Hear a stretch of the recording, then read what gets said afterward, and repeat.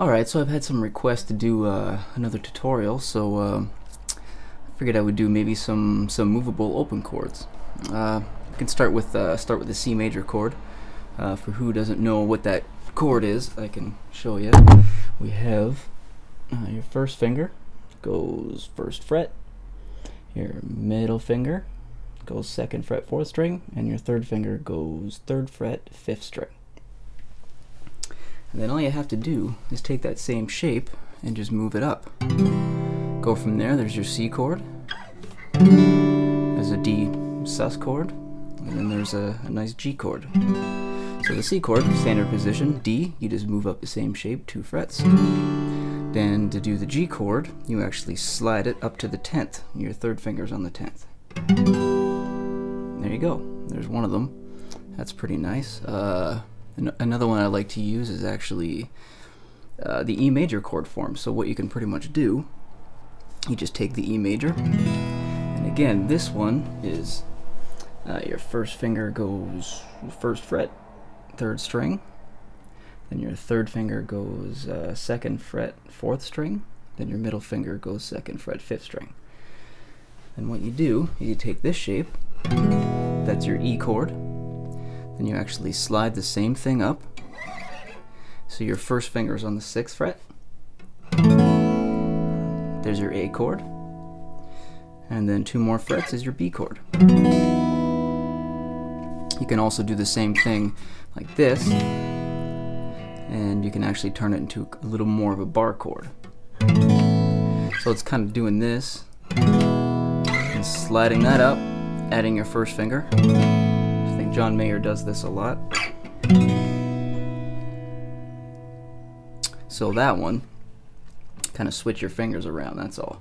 So in first position, you have your middle finger, which is going to be first fret third string, your pinky, which is going to be second fret fourth string, and your third finger is going to be second fret fifth string. So then what you do is you can still do that one, and you slide it up to the other one for the A chord that we talked about. So your middle finger now is going to be on the 6th fret, and then you just take your first finger and you put it on the top string, the 5th fret. And you can strum them all. There's no limitation on that, which is really nice. You can pick any picking pattern. It sounds kind of nice. You can move it up 2 frets, and there's your B chord.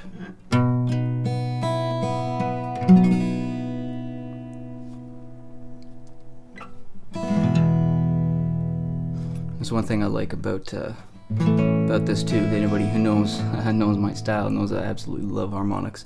So if you're playing this chord, I find it's kind of neat to hit 7th fret harmonic. So you can get a picking pattern going.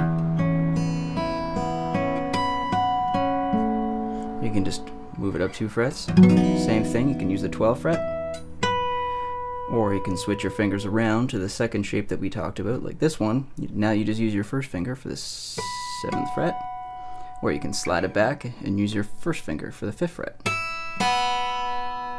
That one's kind of pretty. We'll talk about one more shape. This one I think is really pretty. Another one that kind of goes with the E chord. You can do an E chord here. So what you're doing, we're just kind of doing a power chord. So this is going to be kind of just an E power chord. It's kind of an E5. It doesn't really have a third in it, so the third determines whether if it's a major or minor. So it's kind of open. So it's kind of safe to play this one. You can do that. And so your first finger is going to go 7th fret, 5th string. Yep. Your third finger is going to go 9th fret, 4th string, then your pinky is going to go 9th fret, 3rd string. And this one again, you can strum them all. That's your E5 chord, that's a power chord. And then what you can do to do the A chord, which is a really pretty one, all you got to do is slide your third finger forward 2 frets, and you put it on the 11th fret, 4th string. Then you take your first finger, put it on the 9th fret, 3rd string, and then this one, you strum them all. That's your A chord. It's actually an A sus chord. And then just slide everything forward 2 frets to do the B chord. That one's kind of pretty as well. So you can mix them up. You can do an E. The first one we talked about go to your A, then to your B, or you can do so many different things we could do. Yeah, pretty much use your imagination. Find a picking pattern, which I'll be doing a tutorial on that as well, eventually, when I get the time.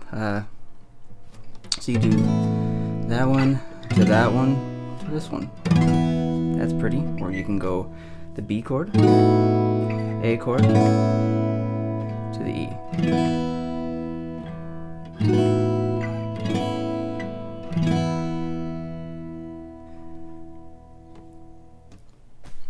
Well, I think that's a good start for doing some movable chords. If anybody has any questions, just let me know, and yeah, we'll go from there. All right, thanks a lot.